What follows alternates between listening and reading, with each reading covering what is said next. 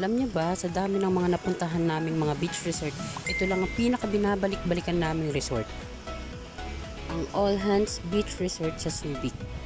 Pagdating mo pa lang, may mag-a-assist na kagad sa inyo na crew, kukuha ng trolley para lalagyan ng mga gamit. Pag mag-hotel ka, yan ang check-in nila 4 PM, ang check-out is 2 PM. Bago ka pumasok, syempre magpe-payment ka muna. Ito nga pala yung mga rate nila for day tour and for overnight, from small group to big group. Nakalagay na rin nga pala dyan yung mga do's and don'ts nila. Bawal magdala ng mga debote, ng sariling lutuan, para maiwasan na may magkalat na tibo sa sand. And strictly no pets allowed.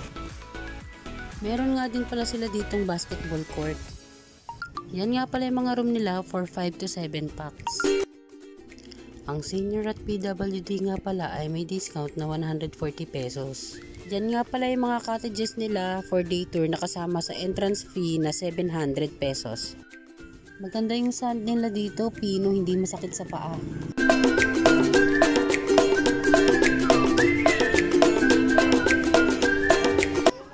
Nasa mababaw na part ka pa lang ng dagat ay marami ka nang makikitang mga isda. Kung gusto mong lumapit sila sa'yo, maghagis ka ng tinapay.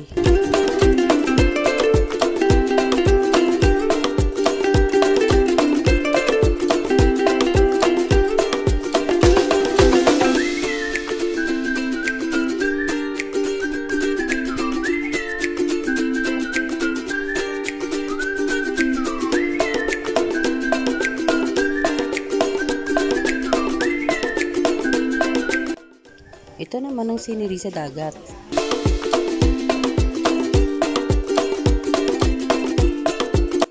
Maraming aqua inflatables na pwede mong gamitin for free. Kaya naman talagang mapabata o matanda man ay mag-i-enjoy dito. Safe siya sa mga bata at senior dahil walang alon.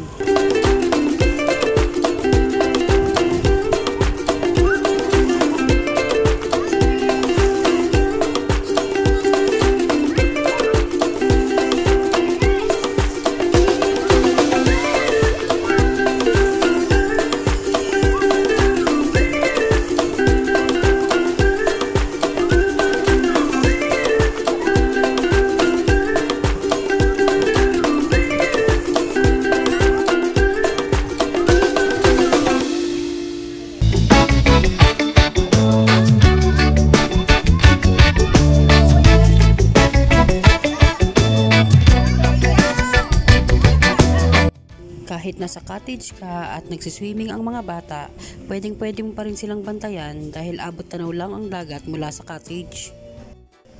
Ang linis at ang aliwalas ng lugar.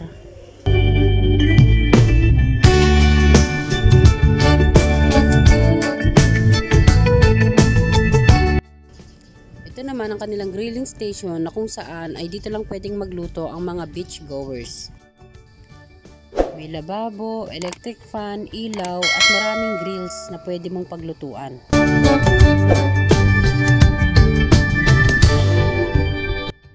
Kung wala ka namang uling at pangsinde, meron namang available sa loob.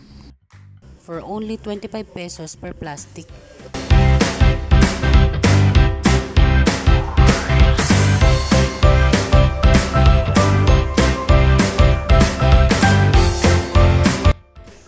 Isa pa sa nagustuhan namin dito ay ang maraming CR at lahat ay malilinis pa.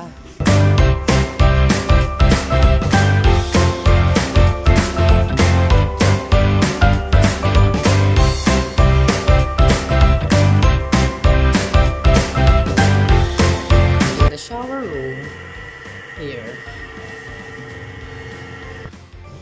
another toilet. Hindi ko na nakuhanan yung isa pang toilet.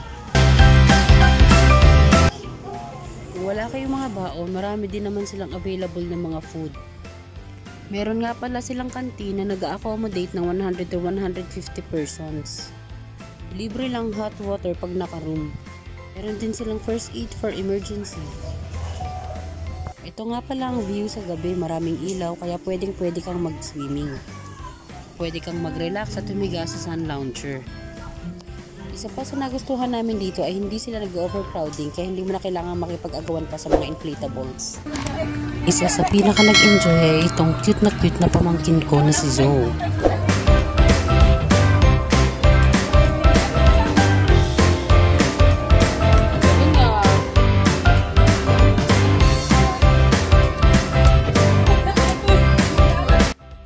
Wala nang masasaya pa kapag kasama natin ang ating mga pamilya.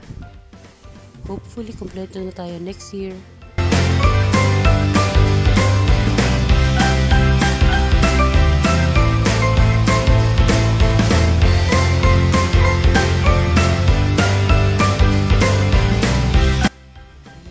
Habang kapauwi nga pala kami, ay sinuwerteng nakakita pa kami ng mga monkey.